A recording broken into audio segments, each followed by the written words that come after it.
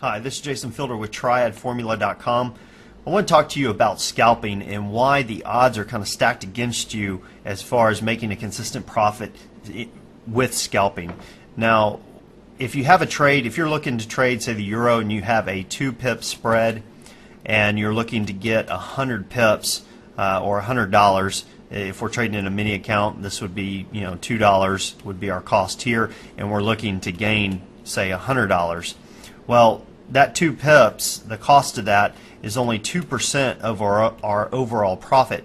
So that's not a very large amount, but if we're trying to get, say, 10 pips or $10 worth of movement, then that 2% turns into a whopping 20%, and it really can eat into your profits when you're scalping.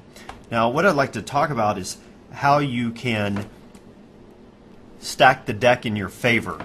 If you know when to trade and what to trade, the Forex market is kind of unique because it's a 24-hour market, and there are times when the individual sessions, like the Asian session, the London session, the Euro session, US session, New York session, there are times when those sessions are closed and no one's really trading as far as the big money, the stuff that actually moves the market. And there are times when, of course, large amounts of money are moving into the market due to the banks globally. And so if you have a way to trade those and trade all three market types, a breakout, counter trend, and a trending market, if you have a way to scalp that is profitable for all three of those, you're going to make the most amount of money. You're going to have the most scalping opportunities. And I just wanted to share with you kind of what I look for, kind of what I do, and we're going to get into specifics a little bit later in the week as to how I break these down and what exactly I look for. But let's just zip through this real quick. For my counter trend trades, when I'm scalping, looking for a counter trend opportunity, this area right here, when most of the world's banks are closed prior to the Asian session starting, pretty much moves sideways. If you notice over here, it's pretty much mirrored this dead space that we're looking at, and this is a great time if you have a good counter trend strategy just to make large profits every day looking at, and that it's going to happen. I call it my 3 to 7 trade because for me it's 3 to 7 p.m. Eastern time. So that's my 3 to 7 trade, and that's a great trade. No one's really trading at that time frame. At that time, the banks are closed. Most traders know it's a thin market, so they don't want to enter, and it's a great time to pull money out of the market. It's a great opportunity. And another way that I trade counter trend strategies is, during a large news announcement, let's say the FOMC announcement is coming out tomorrow, or say a non-farm payroll. Okay, these really, traders hold off from trading prior to these news announcements, and a lot of times, the majority of times, what happens prior to a large news announcement, it doesn't have to be a U.S. news announcement, it does have to be a large news announcement though. If, say, the euro is going to announce their interest rate, well, what do you think the euro-US dollar is going to do prior to that news announcement? It's pretty much just going to move sideways because no one wants to jump in and when there could be a change, a drastic change, a fundamental change in the currency that could make it move. So what you can do, if you know this, and we all know ahead of time when these news announcements are going to occur, we can just go in and take profits out of that sideways market. And the beautiful thing about it is it's a great way to trade the news with a lower amount of risk compared to when you trade it, say, using a breakout. Now, another way I trade is with breakouts.